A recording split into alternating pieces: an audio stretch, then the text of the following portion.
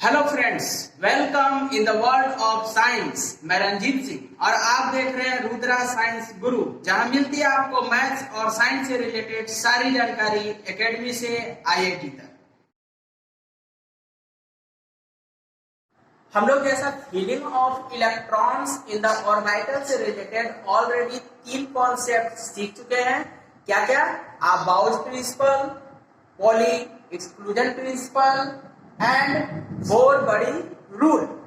आज हम लोग सेम कॉन्सेप्ट से रिलेटेड यानी कि filling of electrons in the orbital से रिलेटेड फोर्थ थ्योरी सीखेंगे, that is the Hund's rule. Hund's rule में हम लोगों को कॉन्सेप्ट क्लियर किया जाएगा कि हम लोग जब इलेक्ट्रॉन्स को ऑर्बिटल्स में फील करेंगे तो किस तरीके से फील करेंगे।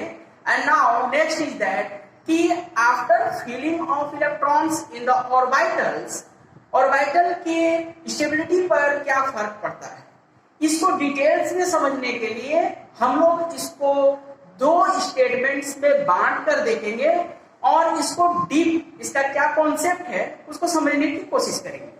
नाउ फर्दर इज दैट, इसका फर्स्ट कॉन्सेप्ट है कि जब भी इलेक्ट्रॉन्स, जब भी all times, this is the universal rule, जब भी इलेक्ट्रॉन्स किसी ऑर्बिटल में एंटर करेंगे तो वो किसी भी ऑर्बिटल के हर एक ब्लॉक में, किसी पर्टिकुलर ऑर्बिटल की बात हो रही है, तो जैसे कि हम लोगों ने सीखा था एस ब्लॉक सिंगल ब्लॉक होती है, पी में 3 ब्लॉक्स होते हैं, डी में 5 होते हैं और एफ में 7 ब्लॉक्स होते हैं। तो उसके अकॉर्डिंग अगर हम लोग समझें तो जब हम लोग किसी पर्टिकुलर सबसेल में इलेक्ट्रॉन्स की फीलिंग कर रहे होंगे तो वो उसके हर एक ब्लॉक में पहले सिंगल सिंगल जाएगा with the parallel speed. Parallel speed means what, कि अगर फर्स्ट इलेक्ट्रॉन क्लॉकवाइज है तो सारे के सारे इलेक्ट्रॉन्स पहले सारे ब्लॉक्स में क्लॉकवाइज डायरेक्शन वाले फील होंगे और उसके बाद जब इलेक्ट्रॉन्स फील होना शुरू होगा तब वो डबल्ड होना शुरू होगा। यानी कि in the filling orbitals, all the orbitals occupies single electrons और the singly occupy first and then paired up. यानी कि पहले सिंगल सिंगल देंगे और उसके बाद अगर इलेक्ट्रॉन्स हमारे पास एक्स्ट्रा बचा है तो हम लोग उसको डबल करना शुरू करेंगे। अब इस कॉन्सेप्ट को अगर हम लोग समझने की कोशिश करें तो किस तरीके से समझेंगे। एज फॉर एग्जाम्पल, अगर मैं डी ऑर्बिटल की बात करूं तो डी ऑर्बिटल में हमारे पास कुछ इस तरीके का स्ट्रक्चर होता है। कितने ब्लॉक्स? That is 5 blocks. अब इन 5 ब्लॉक्स में हम लोगों को इलेक्ट्रॉन्स को फील करना है। अब हमारे पास चॉइस है, सपोज अगर इसको फील करने के लिए हमारे पास 8 इलेक्ट्रॉन्स हैं, 8 इलेक्ट्रॉन्स जिनको हम लोगों को डी ऑर्बिटल में फील करना है, तो इसको किस तरीके से फील किया जा सकता है उसको हम लोग देखते हैं। देखिए, या तो हम लोग 8 इलेक्ट्रॉन्स को इस तरीके से भर दे। 8 इलेक्ट्रॉन्स को हम लोगों ने क्या किया, 2 2 2 करके, क्योंकि एक ब्लॉक में 2 इलेक्ट्रॉन्स होते हैं तो सिंपल था कि एक ब्लॉक में 2 इलेक्ट्रॉन, तो 8 इलेक्ट्रॉन्स यानी 4 ब्लॉक्स में 2 करके दे। ठीक है, ये कॉन्सेप्ट जो है अगर आप ऐसा सोच रहे हैं तो ये बिल्कुल भी गलत है। हंट्स रूल के अकॉर्डिंग आप जब इलेक्ट्रॉन्स को भरेंगे तो इलेक्ट्रॉन्स को भरते समय ये चीज ध्यान रखेंगे कि जितने भी ब्लॉक्स होंगे सब में पहले सिंगल सिंगल इलेक्ट्रॉन्स का डिस्ट्रीब्यूशन होगा विद द पैरेलल स्पीड।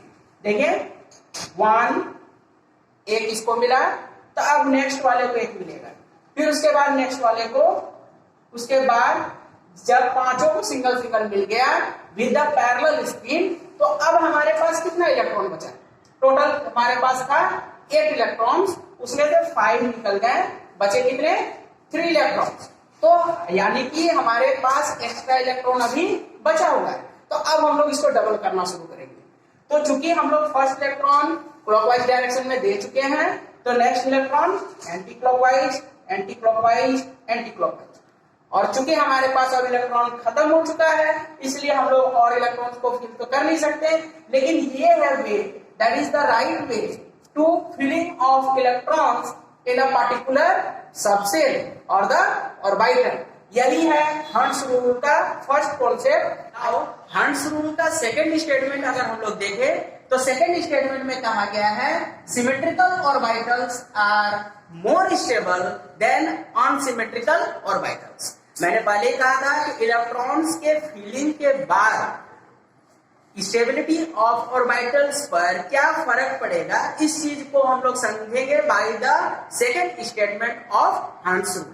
तो यहाँ पर इंडिकेट क्या किया गया कि जो सिमेट्रिकल ऑर्बिटल्स होंगे, सिमेट्रिकल मतलब एक जैसे, एंड नाउ जो सिमेट्रिकल ऑर्बिटल्स होंगे वो अनसिमेट्रिकल ऑर्बिटल्स से ज्यादा स्टेबल होंगे।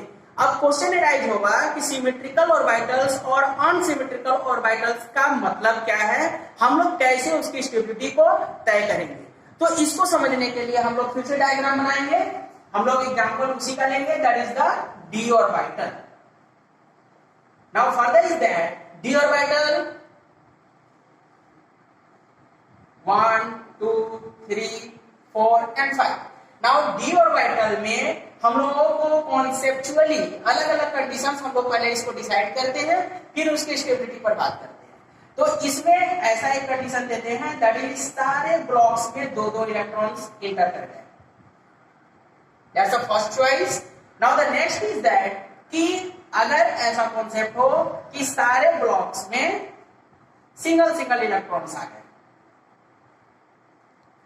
और फर्दर इज दैट कि ऐसा कंडीशन भी हो सकता है कि जैसे अभी पहले फर्स्ट स्टेटमेंट के एग्जांपल में बताया था कि हमारे पास 8 इलेक्ट्रॉन्स थे, हम लोग कैसे उसको भरे, दैट इज 1 2 3 4 5 6 7 8 इस तरीके से भरा।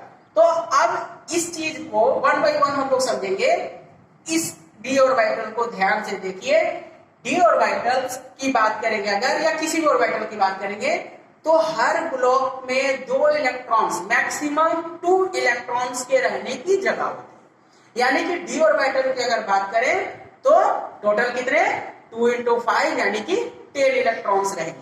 इसको ध्यान से देखिए, 2 2 2 2 एंड 2 दैट्स टोटल 10 इलेक्ट्रॉन्स। यानी कि ये डी ऑर्बिटल जो है वो हाउसफुल हो चुका है। It is called fulfilled orbital, full-filled orbital.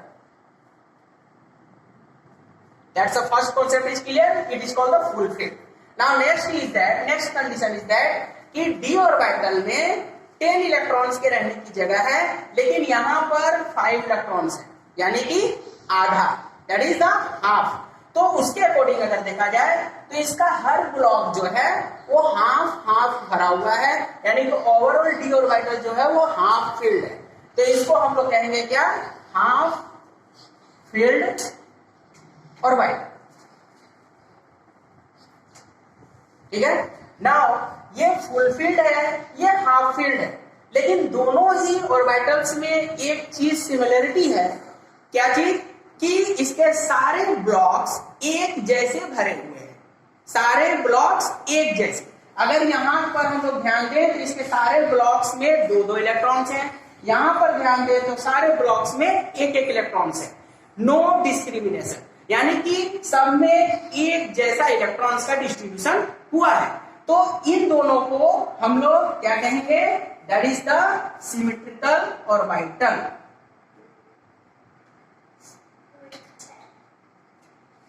Symmetrical orbitals means what?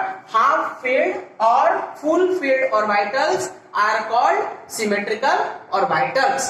Now further is that यहाँ पर ध्यान देंगे, यहाँ पर हम लोगों को एक चीज दिख रहा है कि यहाँ पर 3 ब्लॉक्स ऐसे हैं जिनको 2 2 इलेक्ट्रॉन्स मिली है, और बाकी के 2 ब्लॉक्स ऐसे हैं जिनको 1 1 इलेक्ट्रॉन मिला है। तो इस केस में अगर ध्यान दिया जाए तो ये सिमेट्रिकल नहीं है। आप ध्यान दीजिए कि सारे ब्लॉक्स एक जैसे नहीं दिख रहे, तो इसीलिए जिसको हम लोग नाम देंगे अनसिमेट्रिकल, अनसिमेट्रिकल ऑर्बिटल्स। नाउ इस चीज को अगर हम लोग विद एग्जांपल समझने की कोशिश करें, जस्ट लाइक माइंडसेट, तो यहां हम लोग इस तरीके से समझ सकते हैं कि सपोज एक क्लासरूम है, क्लासरूम में 5 स्टूडेंट्स हैं, टीचर ने जस्ट सेलिब्रेट करते हुए अगर सारे स्टूडेंट्स को दो दो चॉकलेट दिया, ठीक है, फर्स्ट कंडीशन इज दैट सारे स्टूडेंट्स को दो दो चॉकलेट दिया, वहां किसी तरह का कोई डिस्क्रिमिनेशन नहीं होगी, स्टूडेंट्स आपस में किसी तरह की कॉमेंटबाजी नहीं करेंगे क्योंकि सबको सिमिलर चॉकलेट्स मिले हैं। यहीं पर यह भी हो सकता है कि सारे स्टूडेंट्स को टीचर ने एक एक चॉकलेट दिया, फिर भी बात वही होगी, कोई ये क्वेश्चन एराइज नहीं करेगा कि सर आपको ज्यादा प्यार करते हैं मुझे कम प्यार करते हैं, दैट इज नॉट मैटर। लेकिन अगर उसी क्लासरूम में 5 स्टूडेंट्स में से 1, 2 या 3 या 4 स्टूडेंट्स ऐसे हों जिनको ज्यादा मिल गया, दो दो चॉकलेट्स मिल गए, एक स्टूडेंट या 2 स्टूडेंट या 3 स्टूडेंट ऐसे हैं जिनको एक एक चॉकलेट मिल गया, तो उस केस में क्या होगा कि स्टूडेंट्स के बीच में डिस्क्रिमिनेशन आ जाएगी। वहां पर ये क्वेश्चन एराइज होगा, जिसको 2 चॉकलेट मिला है, जिसको 1 चॉकलेट मिला है, वो अलग अलग गुट में आ जाएंगे, उनके बीच ये क्वेश्चन एराइज हो जाएगी कि सर आपको ज्यादा प्यार करते हैं हमको कम प्यार करते हैं। That is the logic is that कि अगर डिफरेंस होगी तो डिस्क्रिमिनेशन होगा, डिस्क्रिमिनेशन होगी तो जो क्लास की यूनिटी है वो कमजोर पड़ेगी, यानी कि स्टेबिलिटी कमजोर पड़ेगी। तो इस चीज को हम लोग यहाँ पर अप्लाई करके अगर देखें तो यहाँ सारे ऑर्बिटल्स एक जैसे, नो डिस्क्रिमिनेशन, यहाँ भी सारे ऑर्बिटल्स एक जैसे, नो डिस्क्रिमिनेशन। तो इन दोनों ही केस में चाहे वो हाफ फील्ड हो या फुल फील्ड हो, ये सिमेट्रिकल कंडीशन दिखा रहा है, यानी कि स्टेबिलिटी ज्यादा होगी। नाउ फर्दर इज दैट यहाँ पर क्या है, डिस्क्रिमिनेशन है, यानी कि स्टेबिलिटी कम है। नाउ अब नेक्स्ट क्वेश्चन इज दैट कि ठीक है ये फुल फील्ड है, ये हाफ फील्ड है, दोनों सिमेट्रिकल है, दोनों स्टेबल है, लेकिन नेक्स्ट क्वेश्चन ये होगा कि इन दोनों में अगर कंपेयर करें तो ज्यादा स्टेबल कौन है। अच्छी बात है, देखिए ये है full filled orbital, full field means what, जितना चाहिए उतना कंप्लीट। अब इसको और इलेक्ट्रॉन्स नहीं चाहिए, अब ये अपने में चेंजिंग नहीं करेगा, बिल्कुल निश्चित, यानी कि ज्यादा स्टेबल। और ये भी चूंकि सिमेट्रिकल है, ये भी स्टेबल है, लेकिन इसकी तुलना में ये कम स्टेबल होगा क्योंकि इसको जितने इलेक्ट्रॉन्स की जरूरत है उतने इलेक्ट्रॉन्स इसके पास नहीं है। तो एज पर कंपैरिजन अगर देखें, it is the most stable, it is the less stable and it is the least stable, यानी कि ये सबसे ज्यादा, ये उससे कम और ये सबसे कम स्टेबल।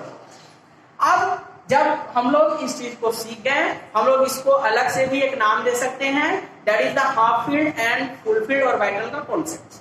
अब ये हाफ फील्ड और फुल फील्ड ऑर्बिटल्स का जो कॉन्सेप्ट है, इसको अगर हम लोग प्रैक्टिकल यूटिलाइजेशन देखें तो यहाँ पर इसके यूटिलाइजेशन के लिए हम लोग 2 स्पेशल केस कंसिडर करते हैं। It is the most important part, first is that chromium and second is that copper. इन दोनों का इलेक्ट्रॉनिक कॉन्फ़िगरेशन लिखते समय स्टेबिलिटी बढ़ाने के लिए किया क्या जाता है कि हाफ फील्ड और फुल फील्ड ऑर्बिटल्स के अकॉर्डिंग वहां अरेंजमेंट में चेंजिंग की जाती है। अब क्या चेंजिंग की जाती है, किस तरीके से की जाती है, इसको एक बार हम लोग देखते हैं। पहले हम लोग इलेक्ट्रॉनिक कॉन्फ़िगरेशन लिखने के फॉर्मूला को रिवाइज करते हैं, उसके बाद उसको हम लोग अप्लाई करेंगे और समझेंगे half field and full field. That is the formula is that 1s2, 2s2, 2p6, 3s2, 3p6, 4s2 and 3d10। ये हम लोग ऑलरेडी सीख चुके हैं। अब चलिए हम लोग एज फॉर एग्जाम्पल 2 सब्सटेंस लेंगे। First is that copper. Copper atomic number इसका होगा 29। अब इसके लिए जब हम लोग इलेक्ट्रॉनिक कॉन्फ़िगरेशन लिखेंगे तो ये रहा हमारा फॉर्मूला, जस्ट अप्लाई कर देना है। तो वो अप्लाई करके हम लोग मान लेते हैं कि एक्सपेक्टेड हम लोगों को इलेक्ट्रॉनिक कॉन्फ़िगरेशन क्या मिलेगा। तो चलिए अप्लाई करते हैं। क्योंकि हमारे पास 29 इलेक्ट्रॉन्स हैं तो 1s2, 2s2, 2p6, 3s2, 3p6, 4s2 and 3d9। Count कर लीजिए, 2, 2, 4, 16, 12, 18, 20 and the 29। ये रहा हमारा expected electronic configuration of copper, जो कि हम लोग फॉर्मूला के अकॉर्डिंग एक्सपेक्ट कर रहे हैं, उम्मीद करें किस तरीके से हम लिखे और हमारा सही है, ठीक है। लेकिन यहां पर कॉन्ट्राडिक्शन क्या है उस पर हम लोग फोकस करेंगे। जब हम लोग लास्ट वाले ऑर्बिटल्स को लेकर डायग्राम बनाएंगे तो हमारा डायग्राम कैसे बनेगा, दैट इज पहले 3D, उसके बाद 4s, ये देखिए ये 3D है, ये 4s। नाउ यहां पर 2 इलेक्ट्रॉन्स और यहां पर 1 2 3 4 5 6 7 8 9 इलेक्ट्रॉन्स। अब इस चीज को ऑब्जर्व करके एक चीज हम लोगों को फाइंड आउट हो रहा है कि ये लगभग में फुलफिल्ड ऑर्बिटल बनते बनते रह गया। अगर यहाँ पर एक इलेक्ट्रॉन होता तो यहाँ पर सिमिलरिटी आ जाती, सिमेट्रिकल ऑर्बिटल्स फॉर्म हो जाते हैं। तो यहाँ पर क्या किया गया है, यहाँ पर यही चीज स्पेशल केस होती है। ये रहा हमारा एक्सपेक्टेड इलेक्ट्रॉनिक कॉन्फ़िगरेशन, जो हम सोच रहे थे कि ये सही है, लेकिन एक्चुअल में फॉर द मोस्ट स्टेबिलिटी इसको अरेंज किया गया, रीअरेंजमेंट की गई और नए तरीके से इसको सजाया गया। 1s2 2s2 2p6 3s2 3p6 4s1। क्या किया गया, यहां से एक इलेक्ट्रॉन को उठा के यहां डाल दिया गया ताकि सिमिलरिटी डेवलप हो सके। तो 4s1 एंड 3d 10। अब इसके लिए डायग्राम बनाते हैं और समझते हैं कि क्या डिफरेंस है। That is the 3D and that is the 4s। यहां पर चलिए 4s में कितने इलेक्ट्रॉन्स देने हैं, 1 इलेक्ट्रॉन। 3D में कितने इलेक्ट्रॉन्स देने हैं, टोटल 10। आराम से भर लिया। नाउ यहां पर अब हम लोग जब ऑब्जर्व करेंगे दैट इज द सिमिलरिटी। यहां पर जो d ऑर्बिटल है वो फुलफिल्ड है, s ऑर्बिटल जो है वो हाफ फील्ड है। हाफ फील्ड हो या फुल फील्ड हो, सिमिलर हो गए, दैट इज द सिमिलरिटी। और सिमिलरिटी के चलते it is the most stable electronic configuration of the copper, so it is the special case. So the fulfilled orbital of the copper in different way. Now अब हम लोग chromium की बात करते हैं। जब हम लोग क्रोमियम को देखेंगे, क्रोमियम अगेन, क्रोमियम का एटॉमिक नंबर 24, क्रोमियम का एटॉमिक नंबर 24। अब हम लोग इसको अप्लाई करके देखें, इसको भी हम लोग एक्सपेक्टेड में डालते हैं। Expected electronic configuration 1s2 2s2 2p6 3s2 3p6 4s2 and 3d 4। Count कीजिए, 2 2 4 6 10 12 18 20 एंड 24। ये रहा एक्सपेक्टेड इलेक्ट्रॉनिक कॉन्फ़िगरेशन, जो कि फॉर्मूला के अकॉर्डिंग हम लोग लिख सकते हैं। हम लोगों को लग रहा है कि ये सही है, लेकिन फॉर द स्टेबिलिटी इसमें भी रीअरेंजमेंट की जाएगी। इसका एक्चुअल अगर हम लोग देखें, पहले हम लोग इसका डायग्राम ड्रॉ करके देखें, that is the 3D and the 4s। चलिए इसको फिल किया जाए। यहाँ पर 2 इलेक्ट्रॉन और यहाँ 1 2 3 एंड 4 इलेक्ट्रॉन। यहाँ भी देखिए ये एक एक इलेक्ट्रॉन चल रहे थे, यहाँ गैप रह गया, खाली रह गया। अगर यहाँ एक इलेक्ट्रॉन आ जाए तो ये सिमिलर हो जाएगा। तो यहाँ भी कुछ वैसा ही किया गया, एक इलेक्ट्रॉन यहाँ से उठा के यहाँ हम लोग भेज देंगे। चलिए उसको देखा जाए। एक्चुअल इलेक्ट्रॉनिक कॉन्फ़िगरेशन में 1s2 2s2 2p6 3s2 3p6 4s1 and 3d 5। ये रहा एक्चुअल इलेक्ट्रॉनिक कॉन्फ़िगरेशन एंड ये रहा इसका रिप्रेजेंटेशन। ये देखिए ये सिमिलर हो गया, इसकी भी स्टेबिलिटी बढ़ गई by the rearrangement of electrons in the orbitals. तो ये दो केस जो होंगे, ये रहा फुलफिल्ड और ये रहा हाफ फील्ड का एग्जांपल। ये दोनों केस स्पेशल केस है of the electronic configuration with the help of half field and fulfilled rule. तो इस तरीके से हम लोग half field and fulfilled rule apply कर लिए, यानी कि हुम्स रूल हम लोगों को कंप्लीट हो गया। नाउ फर्दर इज दैट इस चीज को हम लोग आगे भी कंटिन्यू रखेंगे। आप लोग इस चीज को देखिए, समझिए। जहां पर आप लोगों को दिक्कत होती है इस टॉपिक से रिलेटेड, जो भी कमेंट्स आपके पास है वो हमारे कमेंट बॉक्स में भेजिए। आपके सारे डाउट्स को हम क्लियर करने की कोशिश करेंगे। कनेक्ट रहिए, सीखते रहिए। नमस्कार।